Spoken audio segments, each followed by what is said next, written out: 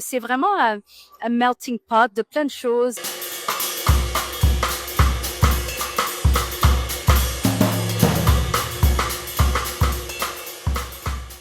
J'ai lancé le souk en 2003. J'étais très jeune, j'étais très passionnée, je travaillais dans la mode.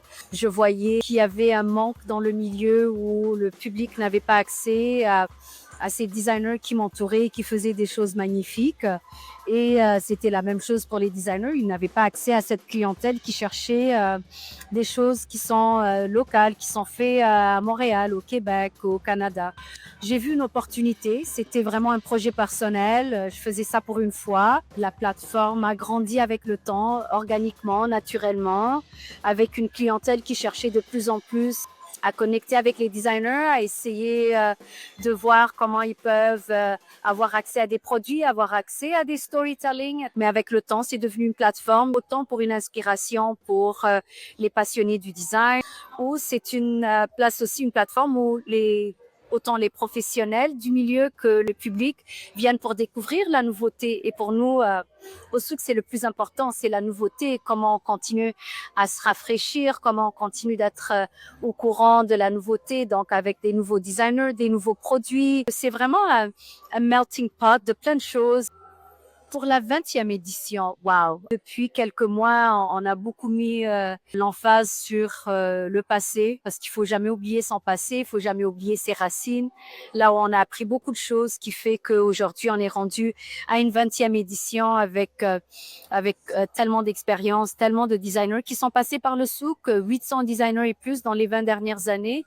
Fait que c'est vraiment 2 décennies remplies de tellement d'histoires. On a vraiment mis beaucoup d'importance sur ça pour que ça donne un peu de profondeur sur le poids que le souk a sur la communauté, l'importance qu'il y a pour eux dans leur processus de créativité, et de savoir qu'il y a une plateforme où ils vont pouvoir showcase. Donc pour cette édition, il y a bien sûr les 65 designers qui sont là et qui présentent les produits qui ont été sélectionnés par un jury.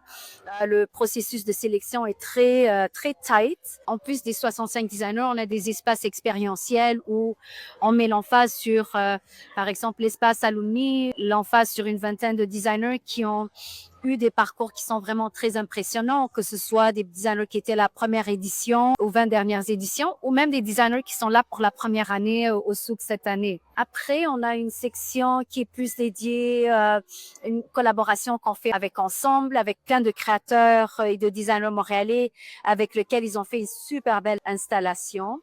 On a l'espace rituel, qui est vraiment plus un espace expérientiel où faut vraiment faire l'expérience pour comprendre comment on peut créer des rituels qui fait que on ne s'attache pas à des objets pour s'attacher à n'importe quel qui est matériel, mais de savoir bien choisir qu'est-ce qu'on prend dans notre vie, qu'est-ce qui nous entoure, à quel point ça peut créer de l'harmonie versus ramasser plein de choses qu'on n'a pas nécessairement besoin. Fait que ça donne une profondeur et ça aide à réfléchir le pourquoi aussi au souk, pourquoi acheter quelque chose de local, une pièce qui va perdurer le temps versus acheter une dizaine de choses qui vont être oubliées quelque part dans la maison. L'expérience rituelle aussi est vraiment un espace très important pour cette édition. Et comme d'habitude, on a l'espace lounge où les gens peuvent venir prendre un verre avec le souk apéro, le resto, le pop-up. C'est plein d'activités. It's really, really an exciting edition.